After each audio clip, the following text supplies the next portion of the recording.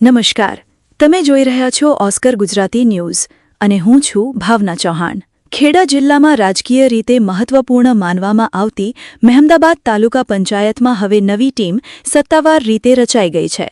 તાલુકા પંચાયતની ચૂંટણીમાં ભાજપને મળેલી સ્પષ્ટ બહુમતી બાદ આજે પ્રમુખ, ઉપપ્રમુખ અને કારોબારી ચેરમેન સહિતના હોદ્દેદારોની વરણી કરવામાં આવી હતી। મહેમદાબાદ તાલુકા પંચાયત પ્રમુખ તરીકે અજયભાઈ ફુલાભાઈ ડાભીની પસંદગી કરવામાં આવી છે, જ્યારે ઉપપ્રમુખ તરીકે વીમુબેન પ્રતાપભાઈ પરમારને જવાબદારી સોંપવામાં આવી છે। સાથે જ કારોબારી ચેરમેન તરીકે રશ્મિકાબેન રાજકમલ પટેલની પસંદગી કરવામાં આવી છે। આ ઉપરાંત પક્ષના નેતા તરીકે રાહુલકુમાર ચૌહાણ અને દંડક તરીકે શુભેશકુમાર વાઘેલાની વરણી કરવામાં આવી હતી। ભાજપ દ્વારા સમગ્ર પેનલને સર્વાનુમતે પસંદ કરવામાં આવી હોવાનું સામે આવ્યું છે।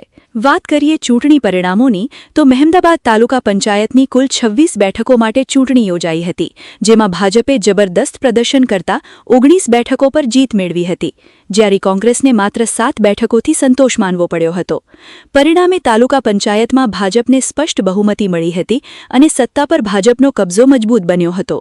ચૂંટણી બાદથી જ પ્રમુખ અને ઉપપ્રમુખ પદ માટે રાજકીય ગતિવિધિઓ તેજ બની હતી। અનેક બેઠકો અને ચર્ચાઓ બાદ આખરે ભાજપે પોતાની સત્તાવાર પેનલ જાહેર કરી અને તમામ હોદ્દેદારોની પસંદગી પૂર્ણ કરી। આ પ્રસંગે સ્થાનિક કાર્યકરો અને સમર્થકોમાં પણ ભારે ઉત્સાહ જોવા મળ્યો હતો। નવી ટીમને શુભેચ્છા પાઠવવા માટે મોટી સંખ્યામાં ભાજપના આગેવાનો અને કાર્યકરો ઉપસ્થિત રહ્યા હતા। ધારાસભ્ય અર્જુનસિંહ ચૌહાણે નવી ચૂંટાયેલી સમગ્ર ટીમને અભિનંદન પાઠવ્યા હતા અને વિકાસના કામોને વધુ ગતિ મળશે તેવી આશા વ્યક્ત કરી હતી। તેમણે જણાવ્યું હતું કે મહેમદાબાદ તાલુકાના વિકાસ માટે નવી ટીમ સંગઠન અને સરકાર સાથે સંકલન કરીને કાર્ય કરશે। હવે સૌની નજર એ બાબતે રહેશે કે નવી ટીમ તાલુકાના વિકાસ, ગ્રામ્ય વિસ્તારોની સુવિધાઓ, રસ્તા, પાણી, આરોગ્ય અને શિક્ષણ જેવા મુદ્દાઓ પર કેટલા અસરકારક રીતે કામ કરે છે। કેમેરામેન સાથે જુગનુ કપડવંજ, ઓસ્કર ગુજરાતી ન્યૂઝ અને હું છું ભાવના ચૌહાણ, ખેડા।